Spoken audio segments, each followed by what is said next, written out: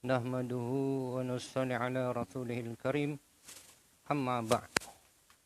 Fadilatul beliau mendampingi ahli hak, mengenali dan mendampingi ahli hak, yakni orang yang benar. Dalam bab ini boleh dianggap sebagai pelengkap dan penyempurna kepada bab ke-6. Dalam bab ini saya ingin membuat rayuan kepada para pembaca yang budiman. Hubungan yang rapat dengan ahlullah, yakni orang yang hampir kepada Allah Subhanahu Wa Taala dan kerap menghadirkan diri dalam majlis-majlis mereka, akan menambahkan kekuatan agama dan akan menghasilkan kebaikan dan keberkatan.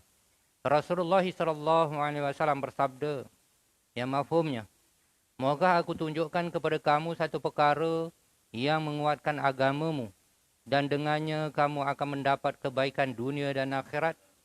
Hendaklah kamu selalu bersama dengan orang yang mengingati Allah Subhanahu Wa Taala, yakni ahlullah." Miskat. Adalah penting untuk memastikan siapakah sebenarnya ahlullah.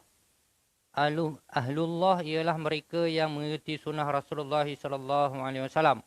Kerana Allah Subhanahu Wa Taala telah menjadikan kekasihnya Nabi Muhammad SAW sebagai contoh teladan untuk umatnya, dan berfirman dalam kitabnya yang suci, yang mafhumnya, "Katakanlah wahai Muhammad, jika benar kamu mengasihi Allah Ta'ala, maka ikutilah aku.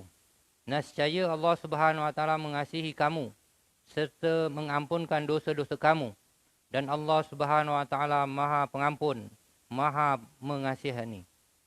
Ali Imran 31. Oleh itu, orang yang mengikut sunnah Rasulullah SAW dengan sempurna, maka sebenarnya dialah ahlullah. Setakat mana seorang itu jauh daripada amalan sunnah Rasulullah SAW, setakat itu juga dia akan jauh daripada Allah Subhanahu Wa Taala. Para mufassir menerangkan bahawa orang yang mendakwa mencintai Allah Ta'ala tetapi menentang sunnah Rasulullah adalah seorang pendusta. Kerana kaedah dan prinsip cinta ialah sesiapa yang dicintai, maka rumahnya, dinding-dindingnya, halamannya, tamannya, malah haiwan peliharaannya pun turut dicintai. Seorang pujangga bermadah, "Aku melalui tembok-tembok bandar Laila. Aku mencium tembok itu dan mencium tembok itu. Aku mencium tembok ini dan mencium tembok itu. Bukan cinta bandar itu yang mengasyikkan hatiku, tetapi cinta si dia yang mendiami bandar itu." Seorang pujangga lain bermadah, "Kamu menderhakai Allah tetapi kamu mendakwakan cinta kepadanya.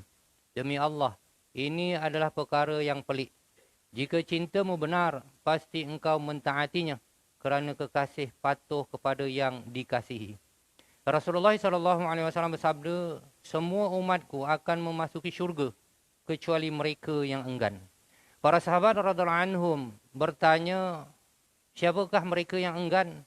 Nabi SAW bersabda, "Sesiapa yang mentaatiku akan memasuki syurga, dan sesiapa yang menderhakaiku, merekalah yang enggan." Dalam hadis lain, Nabi SAW bersabda, "Tidak sempurna iman seseorang daripada kamu sehingga keinginannya mengikuti agama yang saya bawa. Sungguh menghairankan, terdapat orang yang melaung-laungkan kesejahteraan Islam dan umatnya, tetapi mereka sendiri tidak mentaati Allah Ta'ala dan Rasulnya. Sekiranya dikatakan di hadapan mereka itu bahawa perkara yang mereka lakukan bertentangan dengan sunnah dan berlawanan dengan cara Nabi SAW, maka kita dianggap seolah-olah telah menikam mereka dengan lembing."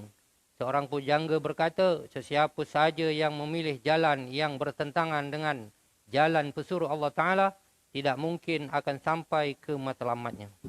Alhamdulillah, semoga apa kita dengar samalah dapat kita ambil tibar amalan sampai insya-Allah. Sudahi dengan tasbih kepada subhanallahi wa bihamdihi, subhanakallahumma wa bihamdika, asyhadu an la ilaha illa anta, astaghfiruka wa atubu ilaik. Subhana rabbika rabbil izzati amma yasifun wa salamun alal mursalin walhamdulillahi rabbil alamin.